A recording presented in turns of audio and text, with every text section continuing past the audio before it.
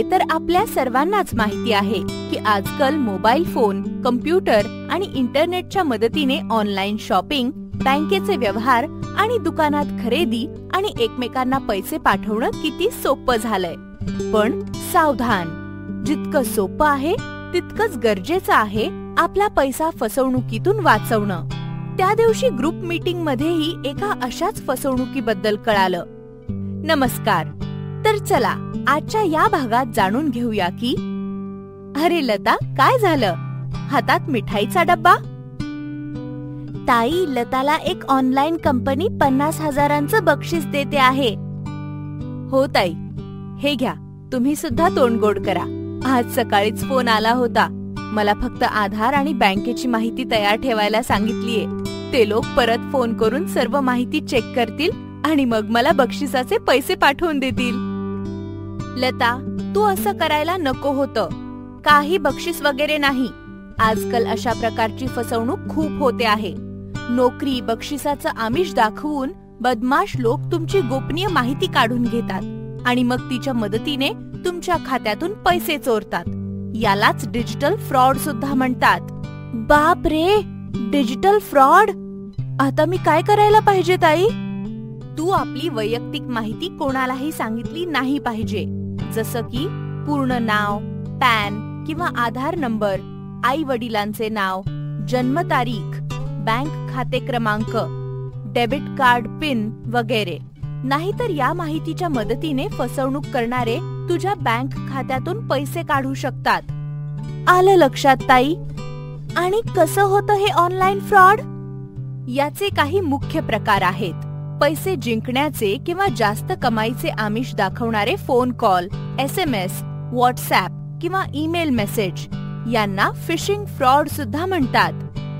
जे लोक नोकरीच्या शोधात आहेत किंवा ऑनलाईन कमाई करायची आहे किंवा जे इंटरनेटचा योग्य वापर करण्याबाबत जागरूक नाहीत, त्यांनी जास्त सावधान राहिलं पाहिजे. ताई, बहुतेक मला सुद्धा अशाच फसवणूक करणाऱ्यांनी फोन केला असेल. हो, बहुतेक. QR कोड लिंकने सुद्धा फ्रॉड होतात.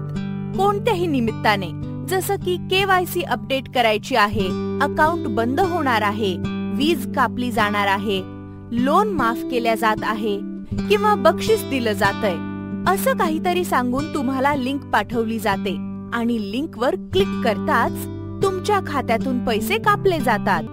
याच प्रकारे दुकानात UPI पेमेंटच्या QR कोडना फसवून बदलून टाकतात. आपण नकली QR कोडला स्कॅन करतो. खात्यातून पैसे तर कापले जातात, पण दुकानदाराला भेटत नाहीत. हानिकारक ऍप्सच्या माध्यमातून सुद्धा फ्रॉड केले जातात. आपण सगळे बऱ्याचदा मोबाईलमध्ये ऍप्स डाउनलोड करतो. काही ऍप असेही असतात जे नकळत आपल्या फोनमधून गोपनीय माहिती काढून फसवणूक करणाऱ्यांना पाठवतात. ओ, आता तर मी सुद्धा अशा फोन कॉल, मेसेज आणि ऍप्स पासून सावध राहील. बिलकुल. माहिती आहे, कधी कधी साधे वाटणारे SMS, व्हॉट्सॲप मेसेज किंवा ईमेलनेही फसवणूक होऊ शकते.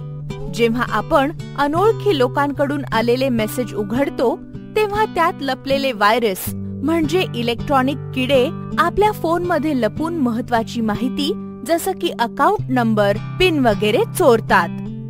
बापरे, या सगळ्याचा तर मी विचारच केला नव्हता ताई. बरं झालं आता सगळं कळलं. आणि म्हणूनच डिजिटल फ्रॉड पासून सुरक्षित राहण्यासाठी काही गोष्टी नेहमी लक्षात ठेवल्या पाहिजेत. जसं की आपली वैयक्तिक माहिती कधीही कोणालाही सांगायची नाही. कोणत्याही अनोळखी व्यक्तीकडून आलेल्या लिंकवर क्लिक करायचं नाही.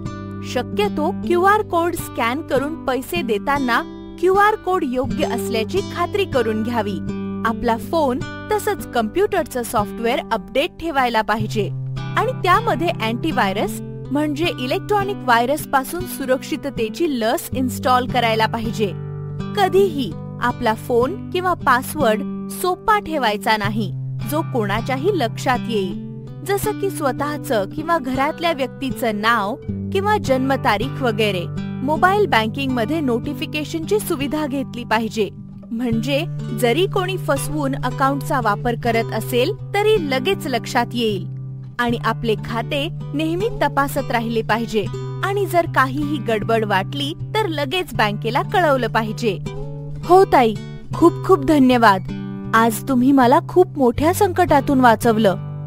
आणि मी सुद्धा या महत्त्वाच्या गोष्टी जास्तीत जास्त लोकांना सांगेल, ज्यामुळे ते सुद्धा डिजिटल फ्रॉड पासून सुरक्षित राहू शकतील.